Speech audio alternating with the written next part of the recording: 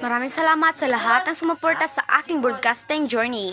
Alam ko na hindi madali ang mag-broadcast. Minsan ay simpleng pagsasalita ay nagiging hamon lalo na kung hindi ka pasanay.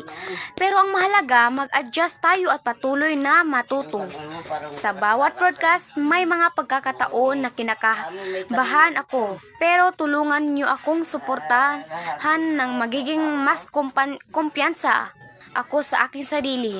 Ang aking proseso na pagbuo ng mga ideya, pag-organisa sa mga salita at paghahanap ng tamang tono ay hindi biro. Kailangan nating tiyaga o edukasyon para maging mahusay na larangan ito. Minsan iniisip ko na kung paano maipahayag ang aking mensahe ng malinaw at epektibo. Pero sa bawat pagsubok, matuto ako mas maging maingat at mapanuri ang aking feedback mula sa inyo ay malaking tulong para sa mapabuti ko ang aking sarili. Once again, thank you for broadcasting. Kaya naman sa lahat ng mga manonood at sumuporta, nais kong ipaalam sa inyo na ang iyong pagtangkilik ay napakahalaga. Hindi lang ito tungkol sa aking ito ay rin ay tungkol sa aking samahan bilang isang komunidad. Patuloy tayong magpatulong at magpatulungan para makamit ang ating mga pangarap.